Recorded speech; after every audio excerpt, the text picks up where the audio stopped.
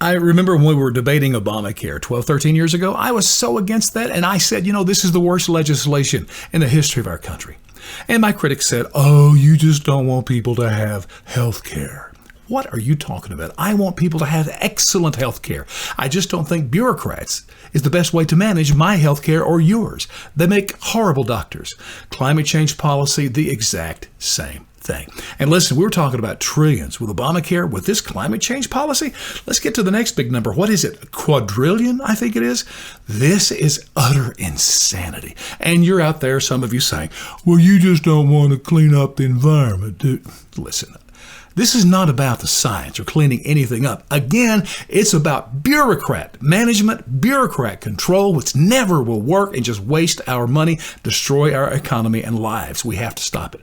Here's the 3 frightening elements of climate change policy. Number 1, their goal is to utterly destroy certain businesses and industries. Classic is, of course, fossil fuels. They hate the fossil fuel industry. So if you work in any business related to that, they're going to shut you down. It's coming, my friends. I remember when Obama and Hillary, when they ran for president, bragged about they were going to shut down every coal mine. No big deal. Those thousands of workers, they can just travel up to New York, maybe get a job in Gucci selling, accessories to fancy rich women in Manhattan. Yeah, that's logical. The second frightening element is this massive transfer of money, our money, taxpayer money, to certain other businesses to produce what bureaucrats want. The solar panels, the windmills, electric cars, and the rest. I remember when the infrastructure bill passed back in November, that was the first part of Build Back Better that a bunch of Republicans voted for, and it passed. A part of that was billions of dollars, of course, to go to build these fast charging stations. Right after they signed that, it was interesting, Biden had in the White House this lady from Australia who was going to be getting taxpayer money to build a plant. Of course, it was in America, hiring American workers to build these fast charging stations. Here's my problem. I don't mind electric cars or charging stations.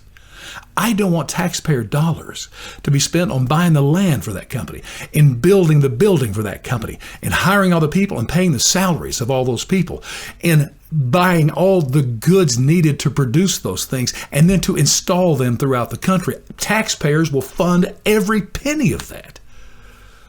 So remember these points. 1, utter destruction of certain businesses. 2, massive transfer of money from taxpayers to certain other businesses to produce what bureaucrats want. You know what number 3 is? Forcing you to buy what bureaucrats want you to have. This is a biggie. And the government is an interesting entity in the fact that it's the only one that can legally stick the barrel of a gun in your face to force you to do what they want you to do. This should scare the pee out of you. Climate change policy, and again, it's not about the science. It is about the policy. It is destructive. It is trash. It is frightening.